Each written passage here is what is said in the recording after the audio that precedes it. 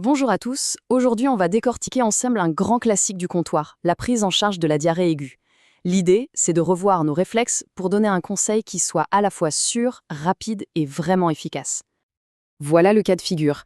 Un patient se présente, il a ce problème, et bien sûr il veut une solution immédiate. On a tous connu ça, n'est-ce pas? Mais notre rôle, on le sait, c'est bien plus que de simplement donner une boîte. Alors concrètement, comment on s'y prend? Par quoi on commence? Pour être sûr de bien faire les choses, de ne rien oublier, et surtout de garantir la sécurité de la personne en face de nous, le mieux, c'est d'avoir une approche structurée. Ça nous permet d'être systématique et carré à chaque fois. Bon, alors, c'est quoi cette fameuse méthode? C'est simple, elle tient en 4 étapes clés qui vont nous servir de fil rouge. D'abord, on évalue, ensuite on trie, puis on traite et enfin on adapte. C'est notre petite feuille de route. Pour s'en souvenir, on peut penser à l'acronyme ETTA. Allez, on attaque avec les 2 premiers points qui sont franchement les plus importants. Avant même de penser à un traitement, notre première mission, c'est un peu celle d'un aiguilleur. Évaluer la situation et savoir quand il faut passer la main au médecin. La sécurité avant tout. Juste un petit rappel rapide, la diarrhée aiguë, c'est une inflammation, une réaction de défense de l'organisme, le plus souvent face à une infection. Et ce qu'il faut vraiment garder en tête, c'est que notamment chez l'enfant, c'est majoritairement d'origine virale. Ça veut dire quoi concrètement? Que dans la plupart des cas, les antibiotiques ne serviront à rien. Alors là, attention, c'est la diapo à retenir. Ce sont les fameux drapeaux rouges. Si on a un de ces signes en face de nous, une diarrhée très brutale, de la fièvre qui ne tombe pas, du sang, ou si le patient est une personne fragile comme un nourrisson, le réflexe doit être immédiat. On ne cherche pas à traiter, on oriente directement vers une consultation médicale.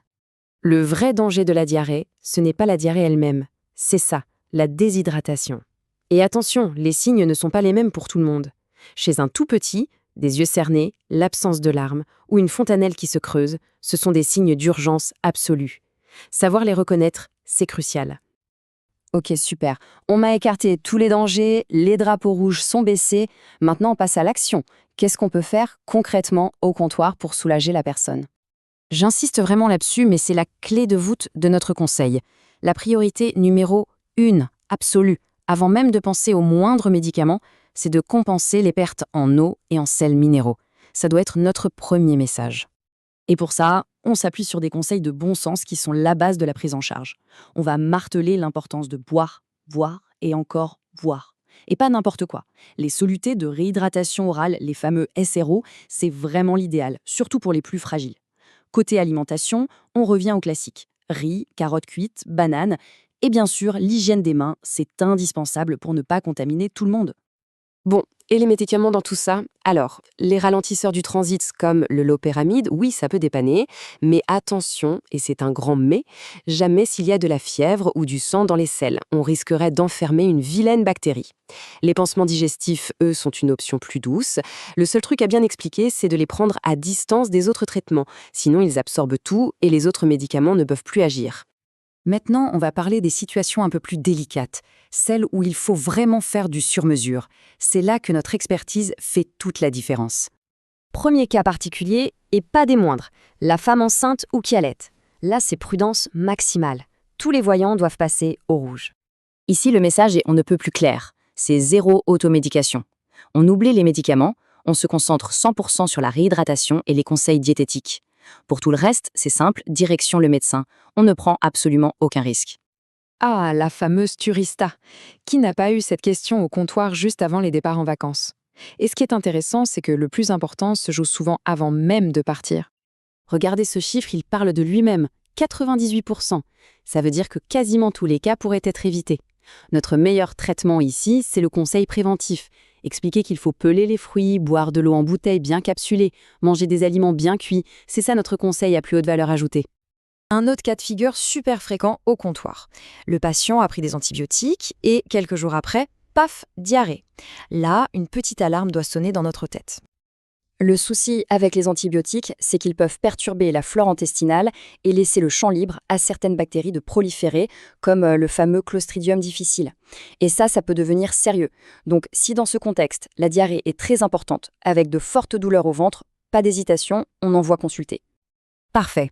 On a vu pas mal de théories. Maintenant, comment on met tout ça en musique de façon simple et rapide au quotidien? On fait la synthèse. Voici notre pense-bête, l'arbre de décision. Première question, y a-t-il un drapeau rouge? Oui, médecin. Non, on continue. Deuxième question, est-ce une personne fragile? Oui, on conseille la réhydratation, la diète et on oriente par prudence.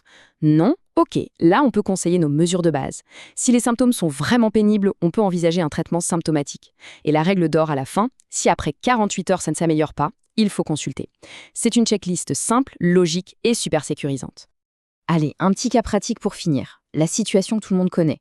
Une maman arrive, un peu inquiète, pour son fils de 4 ans. Il a une diarrhée liquide depuis hier, mais a priori, pas de fièvre, pas de sang. Quelle est notre démarche? On applique notre méthode ETTA. 1. On évalue. On rassure la maman et on pose les bonnes questions pour être sûr qu'il n'y a pas de signe de gravité. 2. On trie. Ici, pas de drapeau rouge, donc on peut prendre en charge. 3. On traite. Le réflexe absolu, SRO. On explique bien son importance, comment le préparer. On y ajoute les conseils alimentaires. Et 4. On adapte. On donne à la maman les clés pour surveiller son enfant et les consignes pour consulter si ça ne va pas mieux. Et voilà, un conseil pharmaceutique complet et sécurisé. Il faut vraiment garder ça en tête. Notre conseil, pour un cas qui peut sembler aussi banal qu'une diarrhée, ce n'est pas anodin. C'est un véritable acte de santé publique. En faisant ça, on prévient des déshydratations, on évite des hospitalisations, on éduque. C'est ça notre rôle essentiel au quotidien en tant qu'acteur de santé de première ligne. Et pour terminer, un rappel important. Cette présentation a une visée purement éducative. C'est un outil pour nous aider à structurer notre pensée, mais elle ne remplace en aucun cas un diagnostic médical. Pour tout problème de santé, le conseil personnalisé d'un médecin ou d'un pharmacien reste absolument indispensable. Merci beaucoup pour votre attention.